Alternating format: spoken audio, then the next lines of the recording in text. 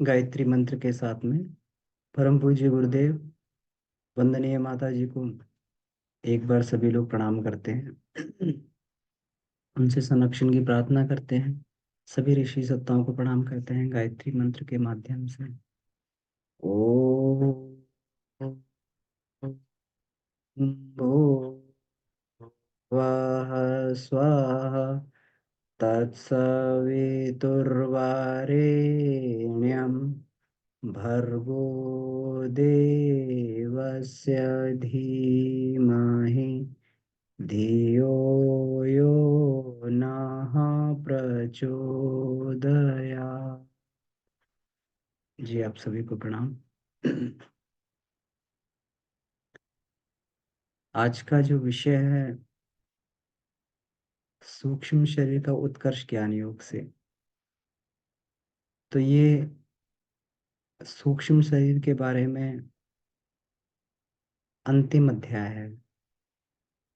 फिर इसके बाद हम लोग कारण शरीर के बारे में जानने का प्रयास करेंगे। हम लोगों ने स्थूल शरीर के बारे में जाना कि स्थूल शरीर का क्या महत्व है। स्थूल शरीर का उत्कर्ष किस प्रकार से हो सकता है, तो स्थूल शरीर का उत्कर्ष कर्म योग से होता है।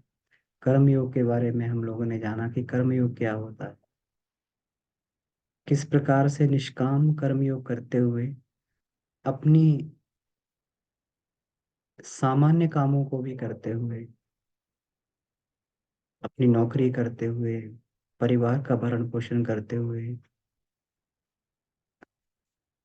संतान को संस्कारित बनाकर, इस सब इस सब के माध्यम से भी हम लोग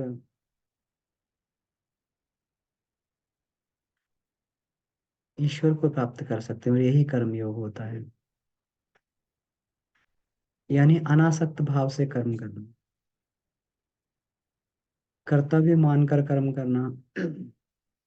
कि जो हम काम कर रहे हैं, एक ईश्वर ने हम लोग को ड्यूटी दी है और उस ड्यूटी के रूप में हम कर्तव्य के रूप में काम कर रहे हैं। अगर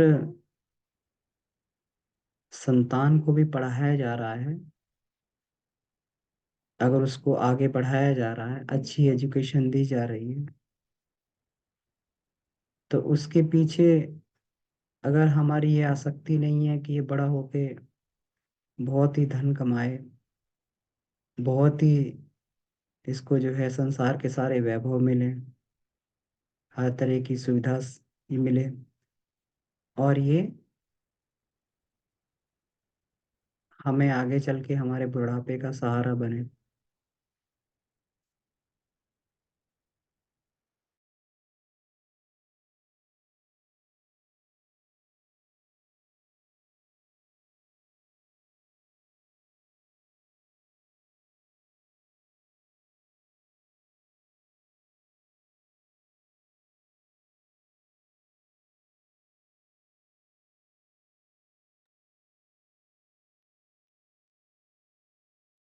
तो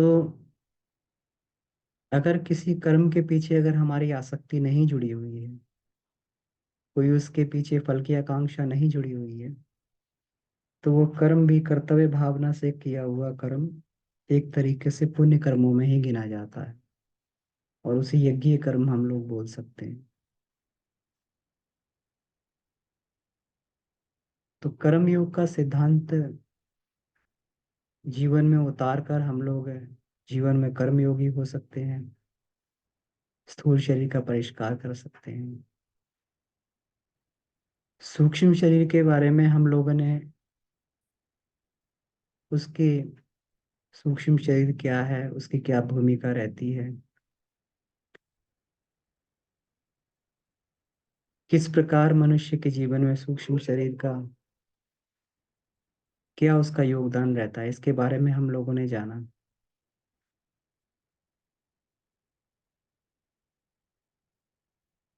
लेकिन इस शरीर को हम लोग स्वस्थ कैसे बनाएं, इस शरीर को हम लोग सूक्ष्म शरीर को किस प्रकार से गढ़ें कि ये हमारे उद्देश्य को पूरा करता हुआ चला जाए। और उद्देश्य क्या है? उद्देश्य है अपनी आत्मिक प्रगति जीवन में। आत्मिक प्रगति नहीं करनी होती तो किसी न किसी, या तो देवता की योनि में होते जहां पर अपने भोगों को भोग रहे होते, या तो फिर किसी की जीव जंतु जानवर की योनि में होते।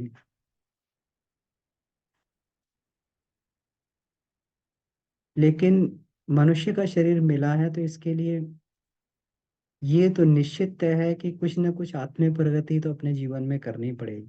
कुछ न कुछ आत्मिक परिष्कार तो अपने जीवन में करना ही पड़ेगा, अन्यथा ये मनुष्य शरीर बेकार है। तो सूक्ष्म शरीर का जीवन में किस प्रकार से उत्कर्ष किया जाए, इसका उत्कर्ष कैसे होता है? ज्ञान योग से। आज का विषय यही है, सूक्ष्म शरीर का उत्कर्ष ज्ञान योग से।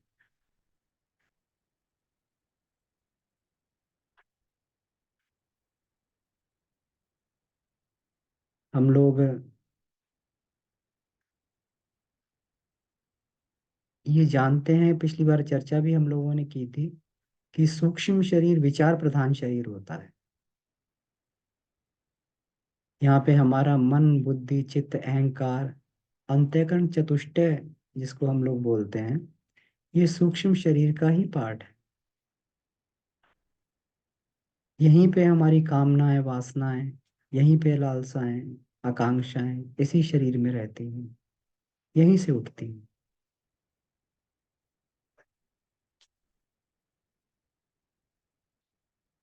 हमारा नेचर कैसा हो, प्रकृति कैसी हो, हमारी रुचि किस प्रकार की हो, इसका केंद्र भी यही शरीर होता है।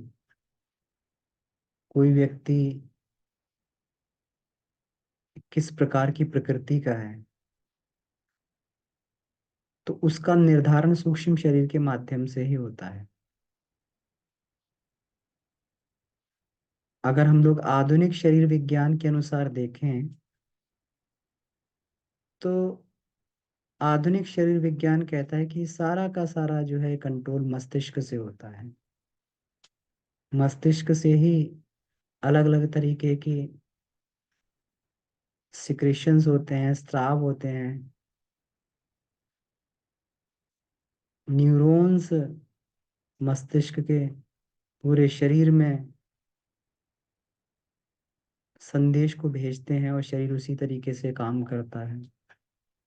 और उसी प्रकार का हमारा मन में विचार भी आते हैं, मानसिक स्थिति भी रहती है। तो आधुनिक शरीर विज्ञान यही मान के चलता है कि हमारे अंदर जितना भी जो है, अगर कुछ उठ रहा है, अगर कोई आकांक्षा उठ रही है, एक कामना उठ रही है, तो ये सारा का सारा जो है मस्तिष्क के कारण, मस्तिष्क में ही ये संवेदनाएं ये समाविष्ट रहती हैं। अगर प्रेम उठ रहा है अंदर, किसी चीज के प्रति लालसा उठ रही है, आत्मिक तृप्ति हो रही है, अलग अलग तरीके के हमारे शरीर में से, इसमें इसमें मस्तिष्क में से अलग अलग तरीके के रसायन निकलते हैं। डोपामाइन रिलीज होता है, एंडोर्फिन निकलता है, एनकैफिलिन निकलता है, पेन किलर जिसको हम लोग बोलते हैं।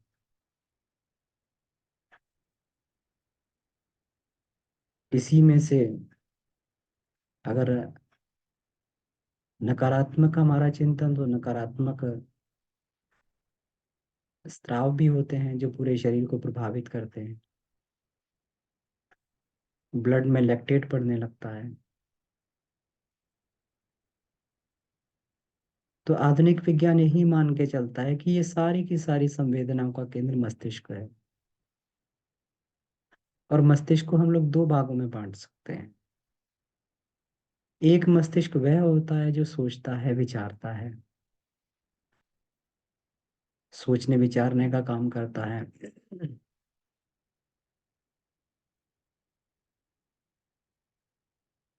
जो अलग अलग तरीके से कार्यों में संलग्न रहता है। इसको हम चेतन मस्तिष्क बोलते हैं। और दूसरा मस्तिष्क वह होता है जिससे शरीर के अविज्ञात क्रियाकलाप चलते हैं। हमारी आदतें, हमारे संस्कार और शरीर के जो है अविज्ञात क्रियाकलाप हमारे अचेतन मस्तिष्क के द्वारा चलते हैं।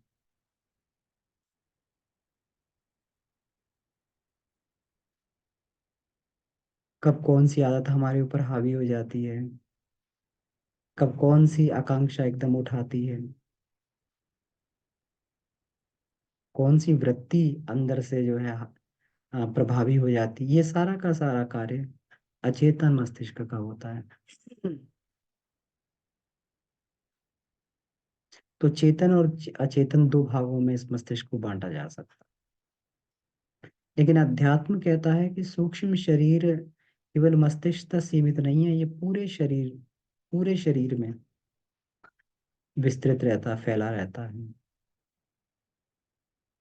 जब गुरुदेव सूक्ष्म शरीर का ध्यान करवाते हैं, जब मनोमय कोश का ध्यान करवाते हैं, मन का ध्यान करवाते हैं, तो वो ये कहते हैं कण कण में प्रज्ञा, रोम रोम में प्रज्ञा। इसका मतलब क्या हुआ? प्रज्ञा कहाँ पे रहनी चाहिए? प्रज्ञा तो वहां रहनी चाहिए जहाँ पे बुद्धि का स्थान है, जहाँ पे सोचने विचारने का स्थान है। और मेडिकल साइंस कहती है कि ये है नहीं। लेकिन अध्यात्म की दृष्टि से देखा जाए तो हम लोग कितने ही, जितने हमारे अंदर बॉडी सेल हैं हमारे, उतने ही हम, उतने ही लोगों का समुच्चय है हम लोग। एक पूरी की पूरी दुनिया है अपने आप में, और हर एक सेल बड़े ही इंटेलिजेंस से काम कर रहा है। हर एक को प्रज्ञा की आवश्यकता है, हर एक का अपना सोचने विचारने का तंत्र है। ये अलग बात है कि मस्तिष्क से नियंत्रित होता है, लेकिन फिर भी इनका सोचने विचारने का तंत्र जो है, क्योंकि सब एक नियमित व्यवस्था के तहत सब अपना अपना कार्य कर रहे हैं, तो इसलिए सूक्ष्म शरीर जो है पूरे के पूरे इसमें, अध्यात्म ये कहता है पूरे शरीर में रहता है, पूरे शरीर में इसका विस्तार होता है।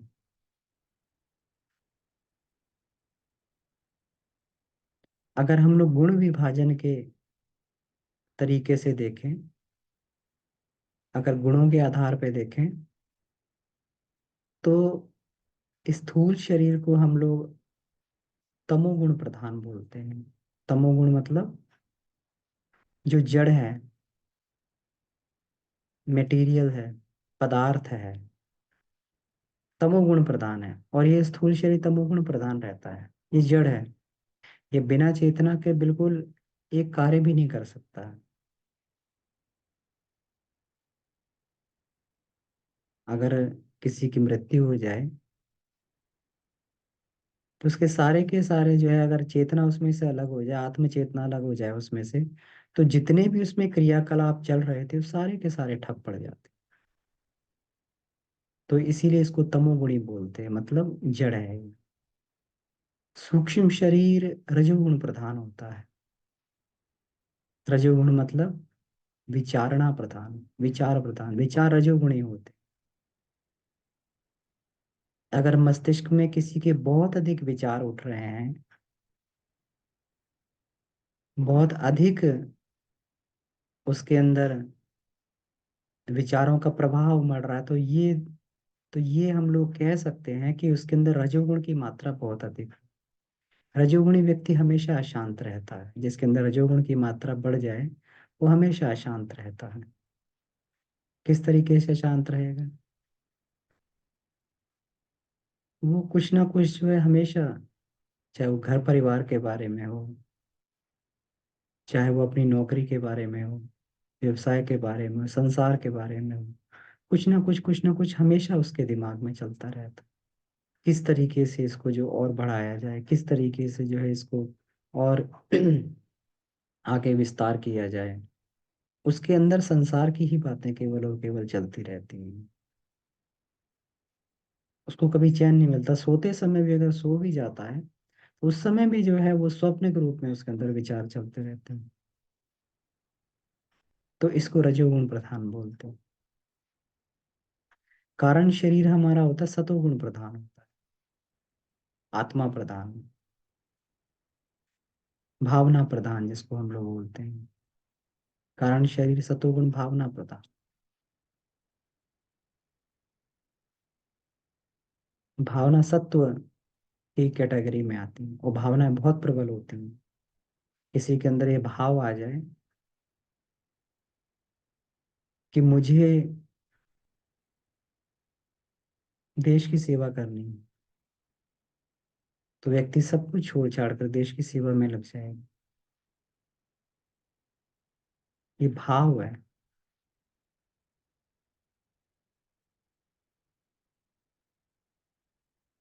बहुत सारे स्वतंत्रता संग्राम सेनानी, उन्होंने अपनी सामान्य जीवन को छोड़कर और देश हित के लिए वो लोग अपना कार्य में लग गए कि देश को बचाना जरूरी है। स्वामी विवेकानंद, अंदर एक भाव उठा कि भारतीय संस्कृति की सेवा करनी चाहिए, तो पूरा जीवन अपना उसी में खपा दिया।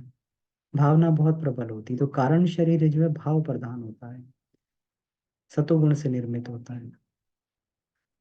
स्थूल शरीर में जो है हमारी प्रवृत्ति प्रधान होता है। ये स्थूल शरीर जो भी काम करेगा हमारी प्रवृत्ति के अनुसार। प्रवृत्ति क्या होती है?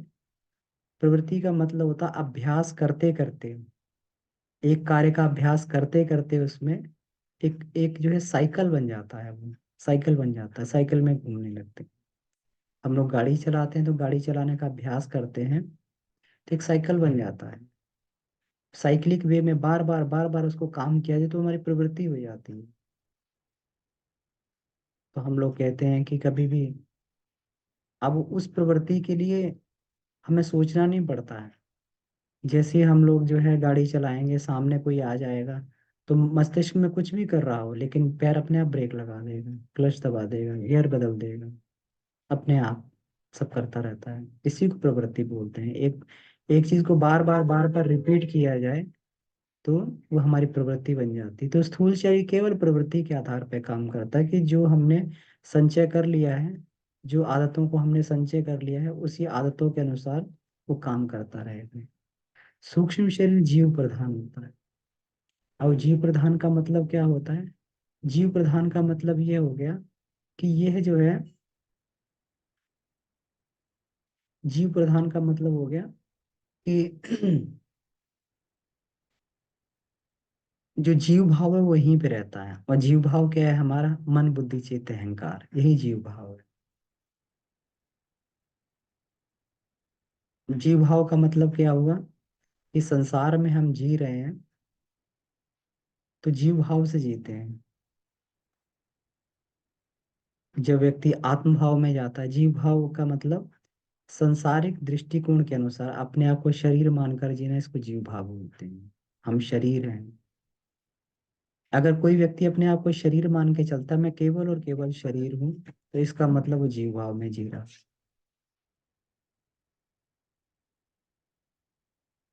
और कोई व्यक्ति यह मान लेता कि मैं शरीर नहीं, मैं आत्मा हूँ, और आत्मा के लिए शरीर मिला, तो आत्म भाव में जीता है।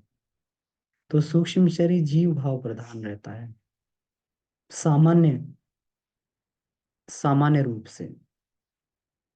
और कारण शरीर को आत्म प्रधान बोला गया है। तो अब ये जीव भाव को ही हमें क्षीण करने की आवश्यकता पड़ती है। जीव का मतलब क्या हो गया? कि संसार में बहुत अधिक रस ले लेंगे।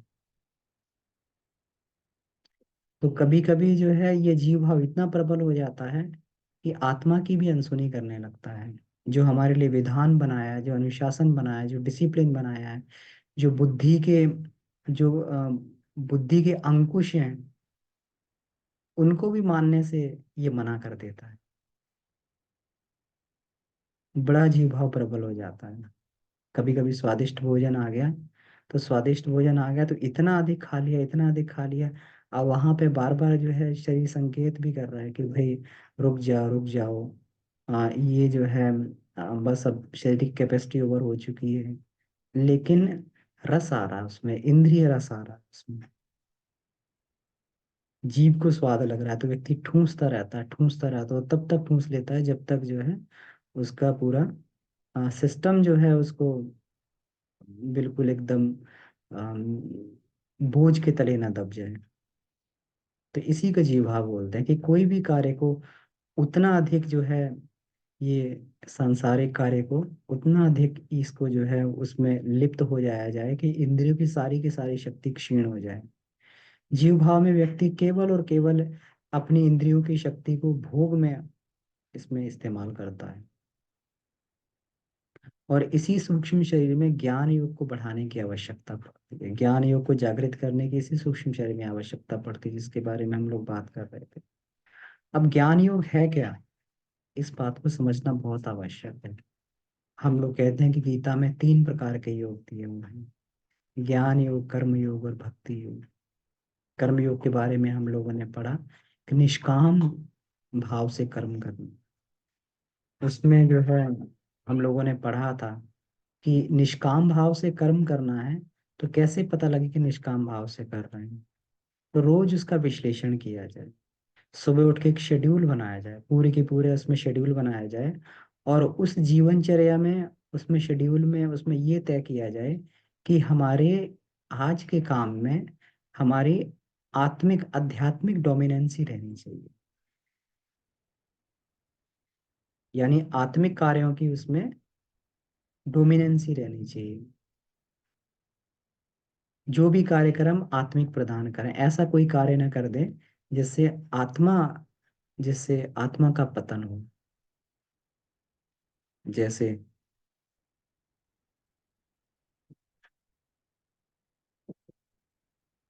कुछ भी कार्य कर रहे हैं तो अपने स्वार्थ के लिए हमने झूठ बोल दिया, अपने स्वार्थ के लिए दूसरे को नुकसान पहुंचा दिया।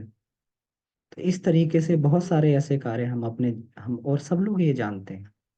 तो आत्मिक कार्यों की डोमिनेंसी जो है इसमें रहनी चाहिए, तो उस प्रकार का शेड्यूल बनाना चाहिए हमें। और शाम को एक बार जो उसका विश्लेषण करना चाहिए कि जो हमने सुबह तय किया था उसके अनुसार हमारा जीवन चला कि नहीं चला। तो इसको कर्म योग की व्यवस्था के अंतर्गत लिया जाता है। अब ज्ञान योग क्या है? ज्ञान योग का मतलब है उन जानकारियों को हृदयंगम करना, मस्तिष्क में नहीं डालना, हृदयंगम करना, जिससे हमारे आदर्श, सिद्धांत और मनोभाव, क्रियाकलापों का निर्माण होता है और संचालन होता है। उन जानकारियों को हृदयंगम कर लेना।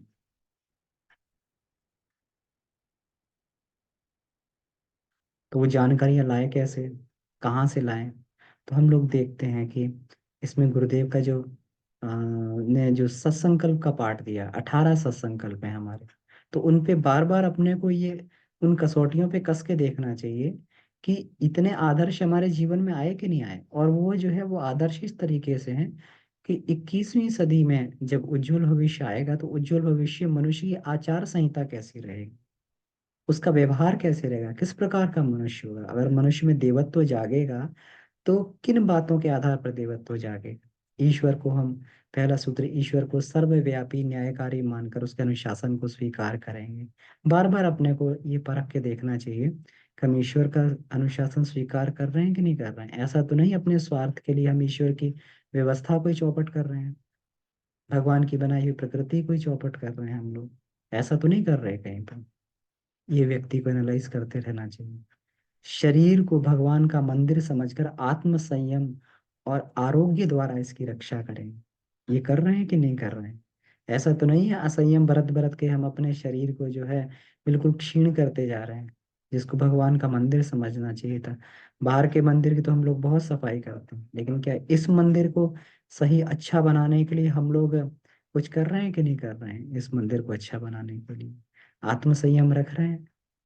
ऐसा तो नहीं हमारे शरीर में रोगों ने घर कर लिया है, उस रोगों के निवारण के लिए हम अपने जीवन में कुछ कर रहे हैं?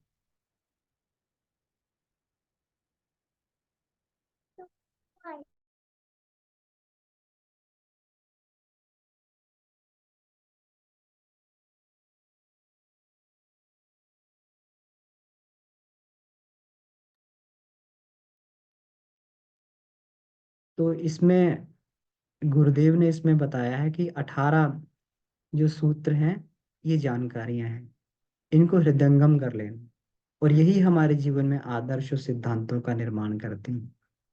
तो ज्ञान योग क्या हुआ कि उन जानकारी को हृदयंगम करना कि जो हमारे जीवन में आदर्श और सिद्धांतों का निर्माण करें।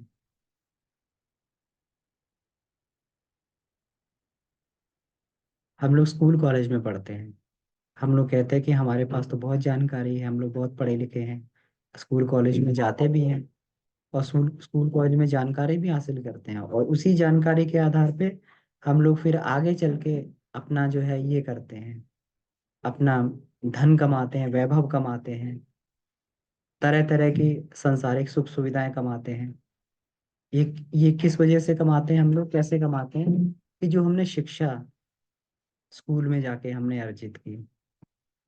तो शिक्षा क्या है, शिक्षा में सांस्कारिक जानकारी देती है, सांसारिक जानकारी, और उसकी उसकी पहुंच केवल मस्तिष्क तो होती है।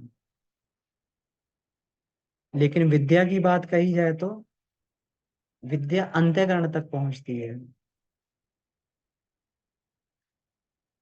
और अगर देखा जाए तो कि विद्या को ही ज्ञान बोला जाता है, जिस ज्ञानियों की हम लोग बात कर रहे हैं, तो जान वो शिक्षा वाला ज्ञान नहीं है, वो विद्या वाला ज्ञान है।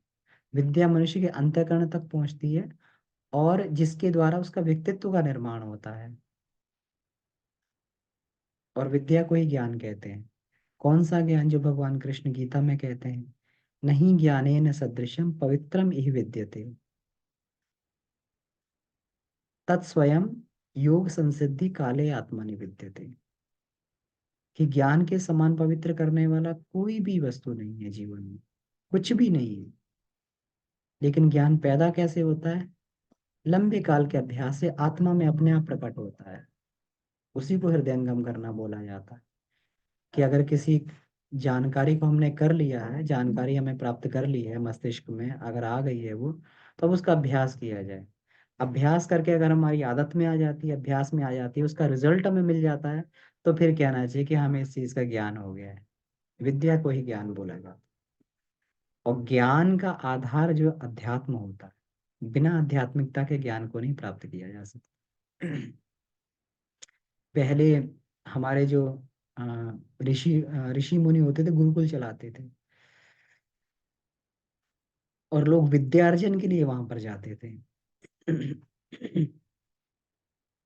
हम लोग ये पढ़ते हैं ना रामायण में, कि गुरु गृह गए पढ़े न रघुराई, अल्पकाल विद्या सब पाई।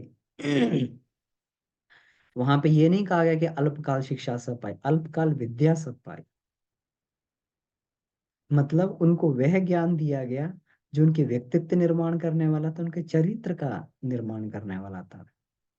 उनको वह ज्ञान दिया गया, और उसका अध्यात्म, उसका आधार अध्यात्म था। शिक्षा भी दी गई उनको, वहां पर उनको शिक्षा भी दी गई, कला भी सिखाई गई, कौशल भी सिखाया गया, सब कुछ सिखाया गया, धनुर्विद्या भी सिखाई गई, सब कुछ सिखाया गया।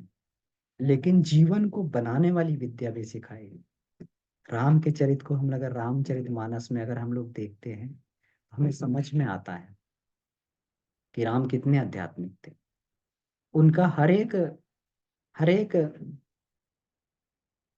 उसमें जो है हमेशा आध्यात्मिक दृष्टिकोण रहता था। यहाँ तक कि रावण हमेशा जो है अनैतिकता को लेकर युद्ध करता रहा, अनैतिक आधार बना के युद्ध करता, लेकिन राम ने अपनी नीति नहीं छोड़ी, इसीलिए राम थे वो। राम वह है जो कभी अपनी नीति को नहीं छोड़ते, अपनी मर्यादा से जो अपनी च्युत नहीं हो, उन्हीं को राम बोला जाता है। इसीलिए उनको मर्यादा पुरुषोत्तम बोलते हैं। तो विद्या ग्रहण की थी उन्होंने।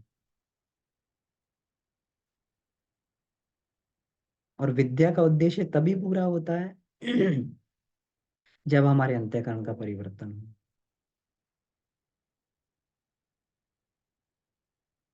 जब वो हमारे अंतःकरण तक पहुंचे, अंतरात्मा तक उसकी आवाज पहुंचे, तत्व ज्ञान हमारा विकसित हो। और विद्या उस व्यक्ति द्वारा विद्या का शिक्षण उस व्यक्ति द्वारा दिया गया हो कि जो अपने जीवन का उदाहरण रख के, जो अपने जीवन के आदर्श को प्रस्तुत करके, और उन जानकारियों को, उन भावना को हृदयंगम करा सके। एक बार भगवान राम को वैराग्य हो गया इतना वैराग्य हो गया कि पूरा जो है सारा कुछ जो है वो छोड़ के भोजन भी त्याग कर दिया, संसार का त्याग कर दिया, बिल्कुल एकांत में बैठे हुए, शरीर बिल्कुल एकदम जर्जर हो गया, पीला पड़ गया शरीर। क्योंकि ये जान लिया था कि संसार जो है केवल मिथ्या है, मोह माया है, इसमें बहुत अधिक फंसना नहीं है संसार में। तो वशिष्ठ ऋषि को बुलाया गया कि इनके गुरु को ही बुलाओ, वो ही इनका समाधान करेंगे, सभी परेशान हो गए। तो वशिष्ठ ऋषि को बुलाया गया, फिर उन्होंने राम से पूछा। तो राम ने पूरा जो है किस कारण उन्हें वैराग्य हुआ सारा कुछ बता दिया उन्होंने। तो वशिष्ठ ने कहा कि हे राम, जिसको तुम संसार मान रहे हो उसकी वास्तविकता है कि संसार है ही नहीं। संसार जो है पंच भौतिक सृष्टि का केवल एक परिवर्तन मात्र है, वही संसार जो क्षण क्षण परिवर्तन हो रहा है। इसकी कोई भी स्थूल, इसकी कोई भी जो एक स्थायी सत्ता नहीं है। तो संसार वास्तव में है ही नहीं। तो तुम्हें किससे वैराग्य हो रहा है? जिसकी सत्ता ही नहीं है तो उससे वैराग्य करने की क्या आवश्यकता है? तो राम का जो है वो फिर इसमें योग वशिष्ठ में पूरा उन्होंने उसका वर्णन किया है।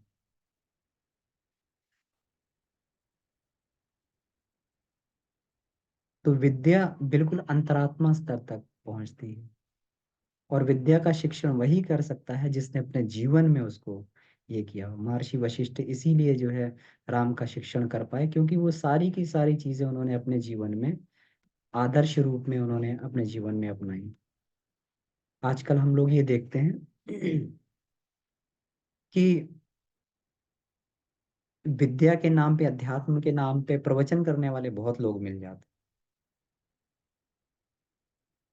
कि संसार मोह माया है, ये धन मोह माया है। ये कहने वाले व्यक्ति जो है वो जो बड़ी बड़ी गाड़ियों में घूमते हैं, उनके बड़े बड़े सेवक होते हैं, दसियों लाख रुपए वो जो है अपनी कथा वाचन के लेते हैं। और उस कथा वाचन में जाकर कोई बहुत बड़ा उद्देश्य पूरा नहीं होता है। वहां पर जाके केवल आदमी का, व्यक्ति का केवल मनोरंजन होता है। वहां पर गए, थोड़ा सा नाच गाना किया, थोड़ा सा है उछल कूद की, बस।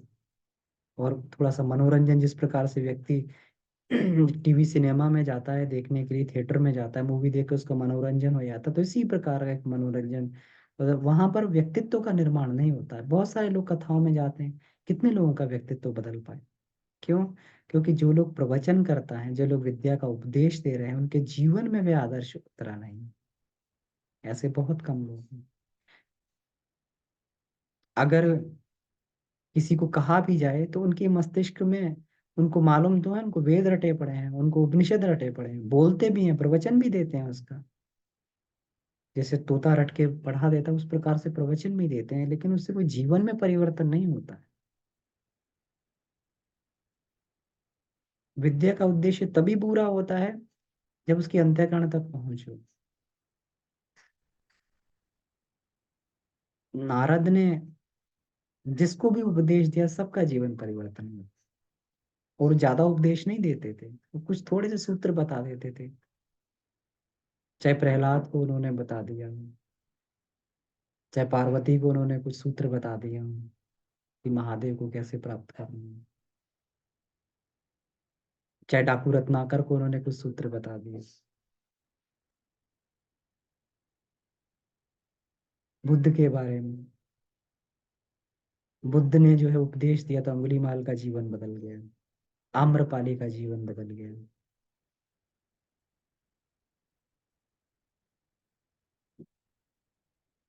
गांधी ने उपदेश दिया तो हजारों लोग, लाखों लोग जो है सादगी का जीवन व्यतीत करने लगे, अपरिग्रही बनने लगे। तो उपदेश वह है, विद्या वह है, ज्ञान वह है जिसकी पहुंच अंतरात्मा तक। वही सच्चा अध्यात्म है जो व्यक्ति के अंतरात्मा को बदल पाए, उसके अंतःकरण को छू पाए। और अध्यात्म का सही प्रशिक्षण जो है, उसकी पहली सीढ़ी होती है आत्मज्ञान। आत्मज्ञान, आत्मज्ञान की उपलब्धि के साथ ही अध्यात्म व्यक्ति के जीवन में उतरता है। और जहां व्यक्ति को आत्मज्ञान मिलता है तो वो अपने जीवन को परिवर्तित किए बिना नहीं रहता। उसके जीवन में एक तीव्र अभिप्सा उठती है कि अब मैं अपने जीवन को बदलूं, अपने जीवन की दिशा को बदलूं। एक पुस्तक, इसमें रॉबिन शर्मा की बहुत अच्छी पुस्तक है, आप लोगों ने शायद पढ़ी भी होगी, a monk who sold his Ferrari. तो वो व्यक्ति, पश्चिम में रहने वाला व्यक्ति जो अपनी पूरी की पूरी शारीरिक शक्ति खो चुका था, मानसिक शक्ति खो चुका था, जो हिमालय की कंदराओं में, भारत आकर हिमालय की कंदराओं में गया तो उसको अद्भुत दृश्य वहां पे मिले। उन्होंने उसको शिक्षण दिया, और शिक्षण के अनुसार उस व्यक्ति ने जो है आचरण किया, तो उसके जीवन का कायाकल्प हो गया। यही उपदेश होता है कि जो किसी के व्यक्तित्व को बदल दे, किसी का जो है बिल्कुल एकदम अंतःकरण को परिवर्तित कर दे, यही अध्यात्म है, यही आत्मज्ञान होता है। और आत्मज्ञान की प्राप्ति के लिए तो हमारे उपनिषद, और उपनिषद का जो विषय है वो प्योर आत्मज्ञान का विषय है, प्योर आत्मज्ञान। वेदों में से जो उपनिषदों को अलग किया गया वो इसी आधार पे किया है कि जिन्हें आत्मविद्या चाहिए वो उपनिषद पढ़े।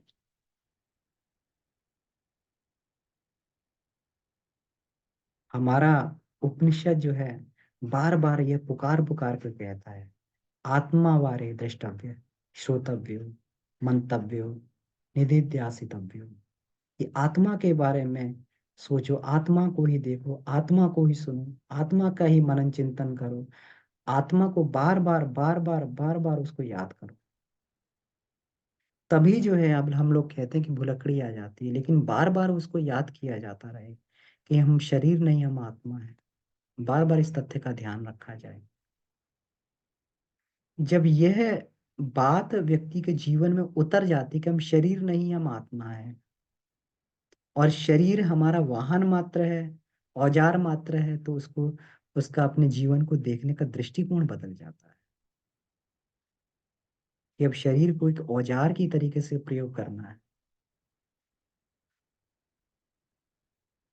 शरीर ही साध्य नहीं है, शरीर तो साधन मिला था, इसको साधन के तरीके से उपयोग करना, और आत्मा के उद्देश्य को पूरा करना। आत्म भाव में व्यक्ति रहने लगता है। उसके जीवन की जो है उसके जीवन की सोचने की पद्धति बदल जाती है, उसके जीवन में आमूल चूल परिवर्तन हो जाता है। जहां अपनी वासना, अहंता और अलग अलग इच्छाओं को पूरा करने के लिए व्यक्ति बेतहाशा दौड़ लगा रहा था, लेकिन जब आत्मभाव में आता है तो देखता है कि ये तो व्यर्थ है। लेकिन बहुत से लोग कहते हैं कि ऐसा तो नहीं है कि जब व्यक्ति आत्मभाव में आते उसकी प्रगति रुक जाती है। ऐसा नहीं है। आत्मभाव आने से व्यक्ति एक स्वस्थ जीवन जीता है, संसार के कार्य तो करता है, परफेक्शन के साथ में करता है, और परफेक्शन के साथ में। अभी सारा का सारा दिमाग हमें पूरा सरंजाम जुटाने में लगा हुआ था, अब उसका सारा का सारा जो है, उसका मस्तिष्क की, शरीर की शक्ति कर्तव्य भावना से कर्म करने में लगती है, और हर एक काम को अपनी प्रतिष्ठा का प्रश्न मानकर करता है। जब व्यक्ति आत्मभाव में जीने लगता है उसके हर एक काम में, इसीलिए कहा है योगः कर्मसु कौशलम, हर एक काम में कुशलता का नाम ही योग है, और इसी को आत्मभाव बोला जाता है। व्यक्ति प्रसन्न भी रहता है, उन्हीं परिस्थितियों में प्रसन्न रहने लगता है जिन परिस्थितियों में दुखी था। केवल क्या हुआ, दृष्टिकोण बदल गया, इस जीवन को देखने का दृष्टिकोण बदल गया। ये जीवन हमें आत्मा के उद्देश्य को पूरा करने के लिए मिला है। मनुष्य, हमें संयम से रहना है, अनुशासन में रहना है, और हमें खुद अच्छा बनना है, अपने आप को स्वस्थ, सुंदर, बढ़िया और समाज के लिए उपयोगी बनाना है। अपना कल्याण करना है और समाज को अच्छा बनाना है, दुनिया को अच्छा बनाना है, ईश्वर की दुनिया को सुंदर बनाना है। यह उद्देश्य उसके जीवन में हो जाते हैं। उसके सारे अपने व्यक्तिगत काम जो है बिल्कुल एकदम व्यवस्थित रूप से चलने लगते हैं, क्योंकि जीवन व्यवस्थित हो जाता है। ये कहावत कही गई है कि नजरें बदली तो नजारे बदल गए, किश्ती ने बदला रुख तो किनारे बदल गए। इस संसार के प्रति हमारा दृष्टिकोण बदल जाता है। कल को यह लग रहा था कि संसार हमें नुकसान पहुंचा रहा है, ये संसार हमें कहीं ना कहीं जो है, ये ये ये हमारा जो है शत्रु है। लेकिन जब दृष्टिकोण बदलता है, दिव्य दृष्टि आती है, तो व्यक्ति ये सोचने लगता है कि संसार कितना हमारा कल्याण कर रहा है। ये सारा का सारा पूरा संसार अपना परिवार है। उसके परिवार का विस्तार हो जाता है, जहां जाता है उसको अपना परिवार दिखाई देता है, परिवार मिलता है। चाहे वो पशु पक्षी हो, पेड़ पौधे हों, चाहे किसी भी जाति के लोग हों, किसी भी देश के, किसी भी धर्म के लोग हों, सबको अपना परिवार मानता है। और सब में एकत्व की भावना से जीता है। सब जगह प्रेम मिलता है, स्नेह मिलता है, सब सम्मान करते हैं। व्यक्ति के जीवन का आमूल चूल परिवर्तन हो जाता है। तो अगर हम इस तथ्य को हृदयंगम कर लें कि हम शरीर नहीं, हम आत्मा है, और ये करना चाहिए, तो हर साधक के अंदर, उसकी मानसिक चेतना में ज्ञान योग का समावेश हो, और ज्ञान योग का समावेश होने से उसके अंदर देवत्व का उदय होने लगता है। मनुष्य चलता फिरता देवता बनने लगता है। तो आज का विषय जो है, इसको यहीं तक है, इसको रखते हैं। और इसमें कुछ समय बचा हुआ है अपने पास में, तो उसमें कुछ प्रश्न उत्तर हम लोग जो, अगर कुछ बनता है या कोई अनुभव बनता है, तो उसके बारे में हम लोग चर्चा कर सकते हैं। ये सूक्ष्म शरीर का आखिरी चैप्टर है। इसके बाद हम लोग जो है कारण शरीर पे फिर अगली बार से चर्चा करेंगे।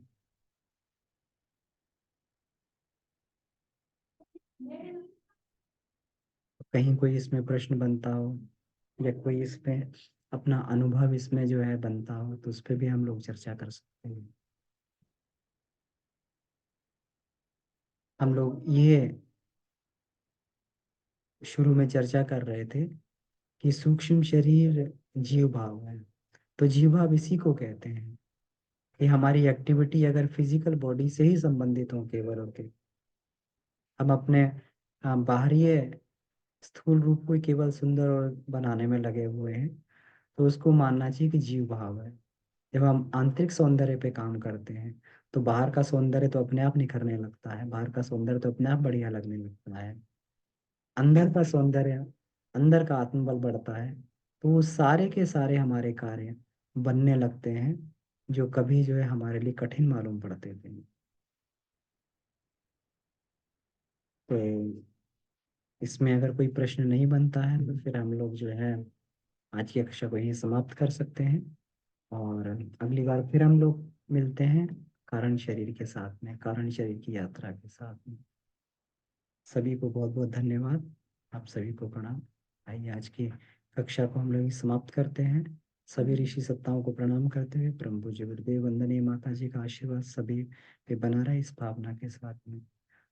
ओम शांति, शांति, शांति। समाप्त। सभी को प्रणाम।